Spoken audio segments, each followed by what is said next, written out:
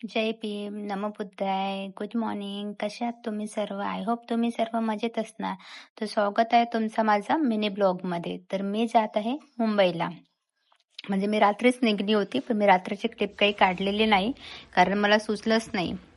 तर मी 6 डिसेंबरसाठी मुंबईला जात आहे, बाबासाहेबांना मानवंदना देण्यासाठी. तर मग आम्ही 6 डिसेंबरसाठी आम्ही सर्व माझे फ्रेंड्स लोक आम्ही मुंबईला जाण्यासाठी निघालो.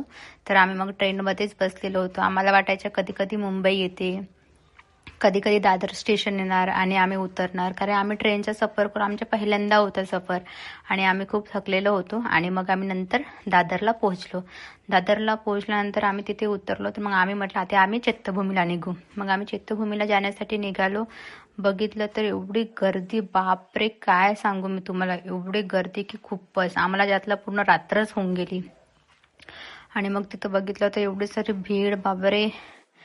मग आम्ही तिथं गेलो आणि मग चैत्यभूमीला जाण्यासाठी आम्हाला लाईनमध्ये लागावं लागलं, पण ते काही आमच्याने झालंच नाही, कारण खूप गर्दी होती.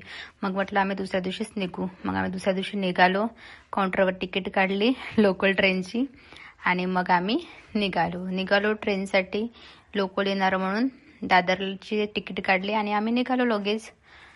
6 डिसेंबरच्या दिवशी सुद्धा आम्ही निघाल्यानंतर आम्ही तर मग ट्रेनची वाट बघत होतो आणि मग ट्रेन आली आणि मग आम्ही बसलो आणि मग आम्ही निघालो चैत्यभूमीसाठी. चैत्यभूमीसाठी निघाल्यानंतर आम्ही पायी पायी निघलो.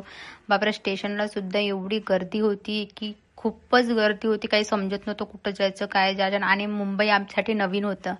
तर मग आम्ही लोकांना विचारत आम्ही निघालो त्यांच्या मागे मागे, कुठं जायचं काय जायचं म्हणून. मग आम्ही चैत्यभूमीला पोहोचलो. बघितलं तर एवढी लाईन लागली, कम से कम 10 ते किलोमीटर असणारच लाईन, 5 ते 10 किलोमीटर तर लाईन असणार. मग माझी फ्रेंड तिथे पोलीससाठी VIP याच्यामध्ये लाईनमध्ये लागली होती, तिची ड्युटी होती. तर तिने आम्हाला फोन करून सांगितलं की तुम्ही लाईनमध्ये नको लागा, तुम्ही पागोडा चालले जा, कारण खूप गर्दी आहे. तुमचा नंबर सकाळी 5 नाही तर 7-8 वाजता सकाळच्या लागणार आणि आज दुपारचे वाजले त्यावेळेस 2. मग आम्ही निघलो पागोड्यासाठी. आम्ही आलोय तिथं. मग तिथं आल्यानंतर बापरे, तेवढं किती सुंदर ते बनावट होतं, खूपच छान बनवलेलं होतं.